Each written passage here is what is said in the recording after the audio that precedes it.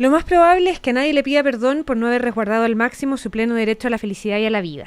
Pero no es un problema de culpas de algunas personas, es un problema de justicia social, de marginación, de pobreza, de brecha de oportunidades, desigualdades, riesgos y vulnerabilidades biológicas, psicológicas y culturales. La noticia debiera provocar una conmoción y un cambio definitivo en el abordaje de estos niños, niñas y adolescentes.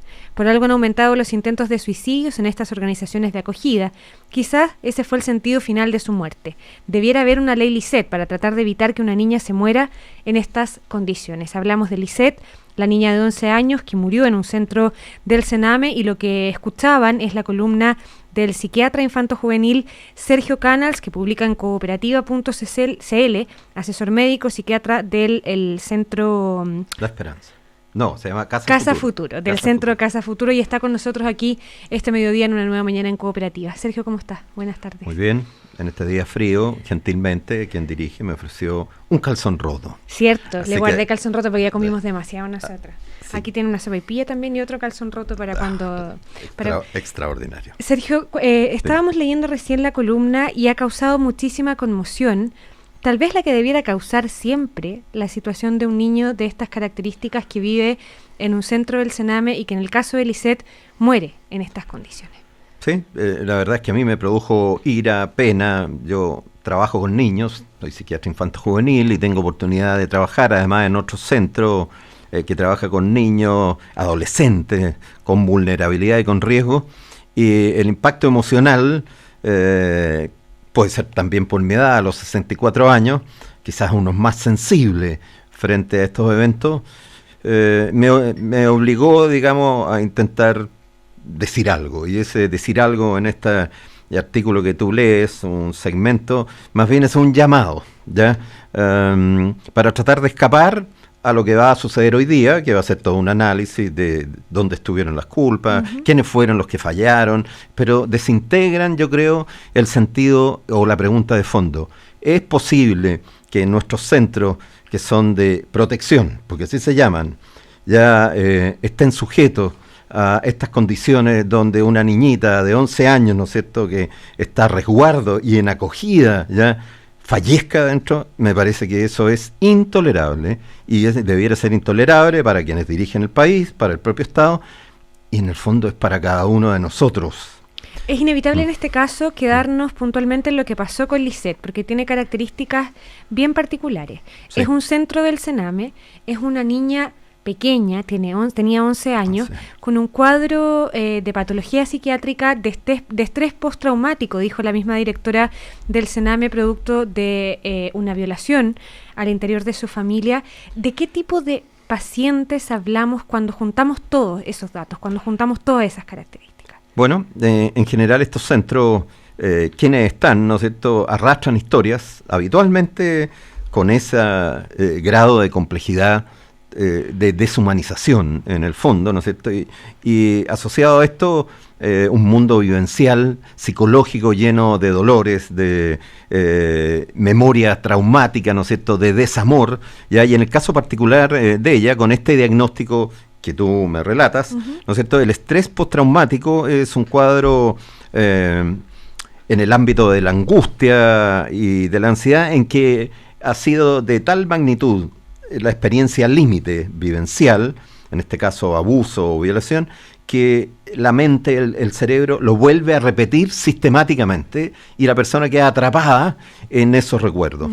Y eso significa que puede terminar además con cuadros depresivos, puede finalmente, frente a cualquier estímulo que ligue el evento sucedido a lo que siente, genere estas crisis de angustia, ¿no es cierto?, severas, que, o sea, obliga a un tratamiento psicoterapéutico y generalmente con medicamentos. ¿Ya? ¿Qué es el tratamiento psicoterapéutico? Porque aquí de lo que se ha hablado, insisto, estamos poniendo el caso de Lisset como un ejemplo para intentar entender qué pasa con este tipo de niños dentro de estos centros. Por supuesto. ¿De qué se trata este tratamiento? Porque de lo que se ha hablado aquí es de medicamentos. La directora también salió a desestimar que aquí hubiera habido una sobredosis de medicamentos. Pero ¿cómo se trata un niño que está en una situación de vulnerabilidad familiar, de vulnerabilidad social, además en vulnerabilidad de su salud mental en este caso? Exactamente.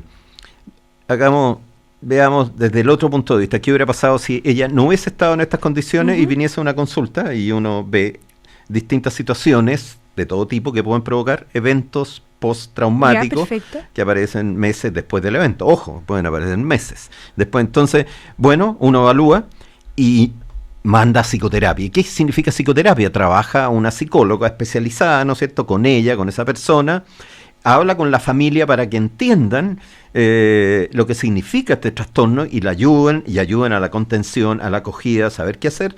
Y habitualmente, hoy día, cuando son en general, con ese diagnóstico, basta para introducir medicamentos que bajan la angustia y generalmente antidepresivos que se dan en dosis baja o dependiendo del cuadro. Es decir, requiere un abordaje integral donde participa la familia, la terapeuta y el médico, ¿no es cierto?, que regula, además del apoyo, los medicamentos. Ahí hay un punto bien clave, porque decías, participa la familia. De todas maneras. Y lo que hemos visto en esta historia, ayer vimos un funeral muy concurrido, donde la familia incluso pedía justicia, pero días antes la misma mamá de Lisette pedía perdón porque había perdido el vínculo con ella hace mucho rato. No la visitaba en los centros, en el centro en el que estaba hace mucho rato. ¿Qué se hace o cómo se avanza en un tipo de tratamiento como este cuando la familia no está presente o no está lo suficiente o necesariamente presente?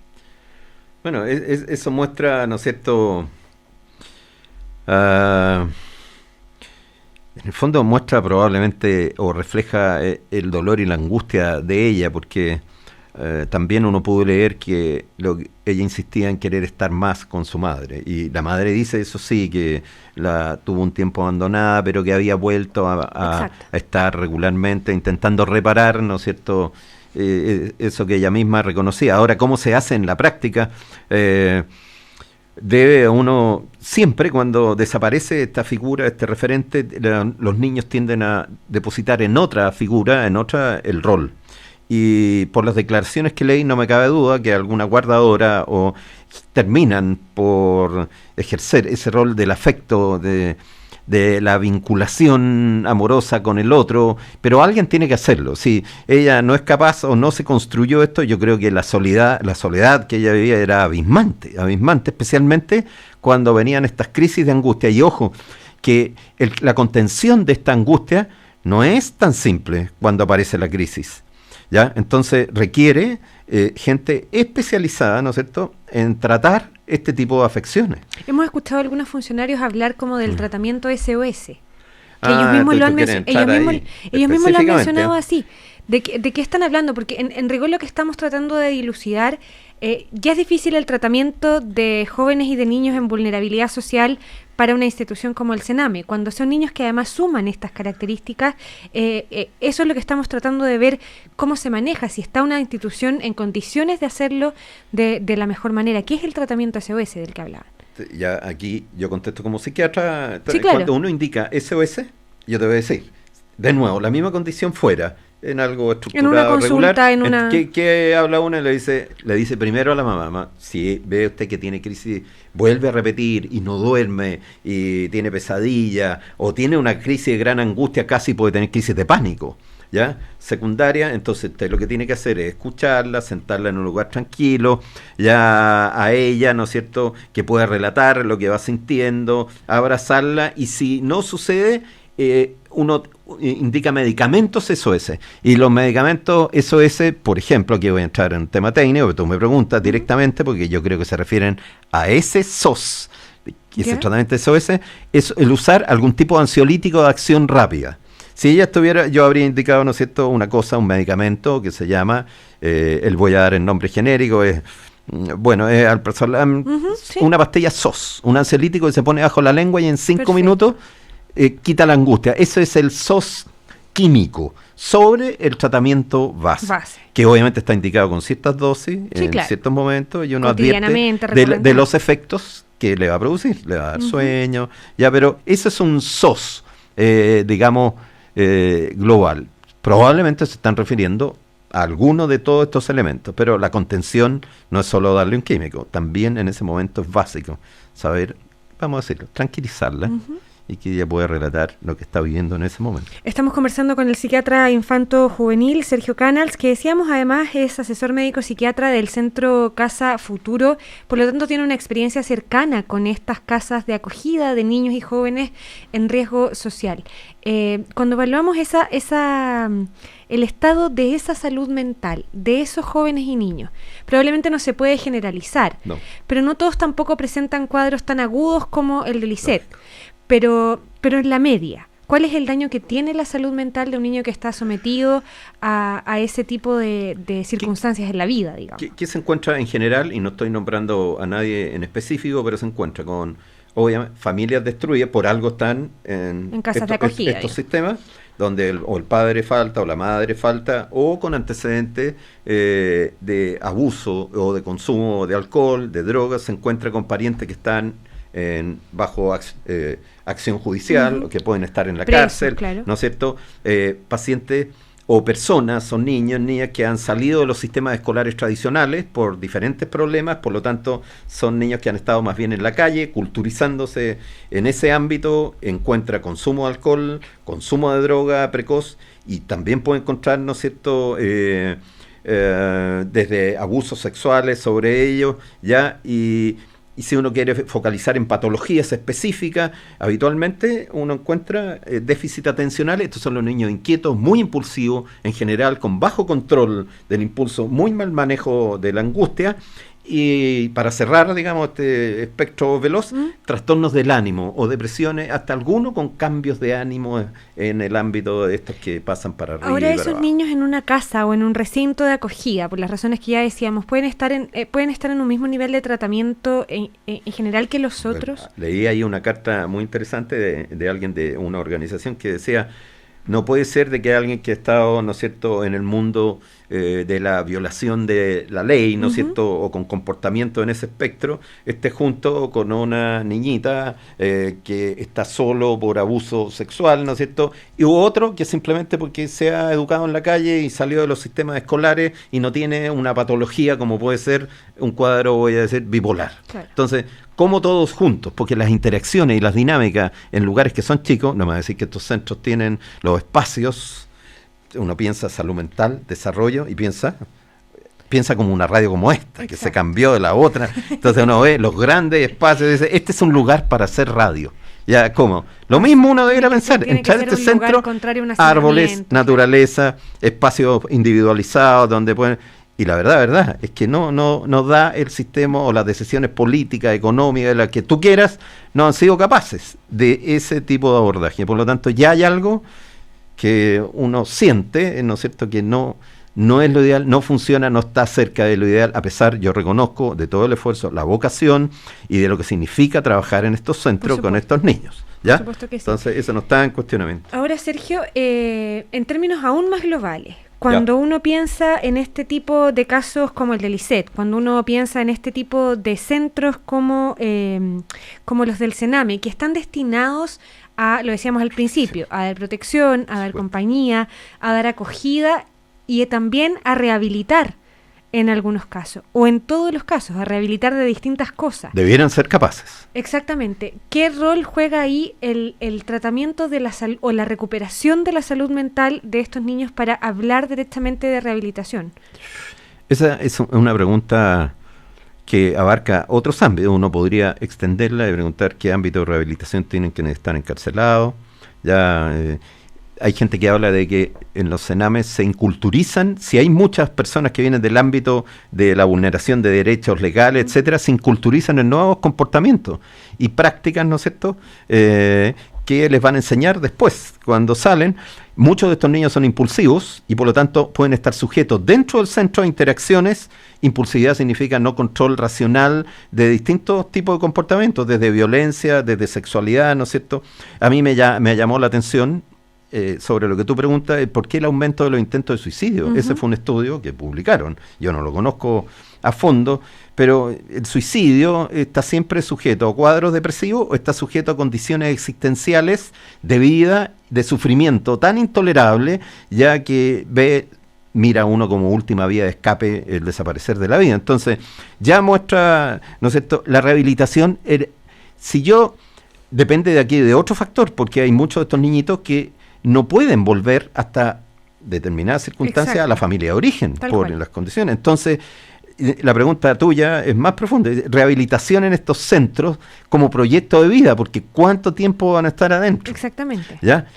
Primero, parto por el otro. ¿Es factible? Siempre es factible. Hay un autor que es francés que se ha dedicado toda su vida, recuerdo, y en uno de sus libros, es bastante famoso y psicoanalista, habla de que él veía a las mujeres jóvenes violadas después de las guerras, ahí en los Balcanes y todo, y ese fue su trabajo y lo mandaron. Él se dedicaba y se encontró con esto, violadas, abortos, con embarazo, en guerra. ¿Qué voy a hacer? Decía, depresivas, con solo el sentido de muerte. ¿Qué se hace con ellas, digamos? Y él relata un caso, ya, en que entonces se preguntó, ¿qué voy a hacer con esta paciente, mujer, persona que tengo aquí? Entonces le dio una simple tarea de ¿por qué tú no me ayudas viendo quiénes van a venir necesitan de mi atención? ¿Y qué dijo ella? Después, cuando relata el cambio, dijo, por primera vez me sentí valorizada como persona. Nada más. Solo con una tarea pequeñita. Eso para mostrar que sí es factible, bajo condiciones las más devastadoras, en términos de deshumanización radical y de violencia, ¿no es cierto?, máxima, sí es posible. Con el solo hecho de base, primero decir, tú me importas, eres valiosa, ¿no es cierto?, ya como persona, a pesar de todo lo que puedas hacer tú o te ha pasado, pero tienes la opción y la oportunidad de hacer una vida en que terminarás siendo feliz, te amarán y amarás. Al final, ¿qué hace uno toda su vida? Aprender a amar y ser amado. Sergio, partimos esta entrevista con una interpelación que está en la columna, en el artículo que está en cooperativa.cl. Sí. Terminemos con una interpelación a modo de conclusión también, para lo que pasa con la salud mental de estos jóvenes. Lo que yo creo que este es el punto de inflexión para que, de verdad, así como han tocado en muchos puntos de inflexión, y uno ve una serie de reformas en todo ámbito, nadie se ha atrevido, se ha visto muchas veces, ha estado en el Senado, ¿no es cierto? Este tema da vuelta y nadie dice, no, esto no puede ser. Y yo creo que hay algo secundario, esto tiene que ver con la cultura del desecho, que tanto ha dicho el Papa o otros sociólogos han llamado a decir, todo esto que se aleja de las opciones de la modernidad y de vivir en este modelo que hoy día está puesto como central. No, la verdad es que sí, hay que ayudarlo, pero son los costos. Y cuando son los costos, yo los alejo, los escondo, los pongo en centros lejanos.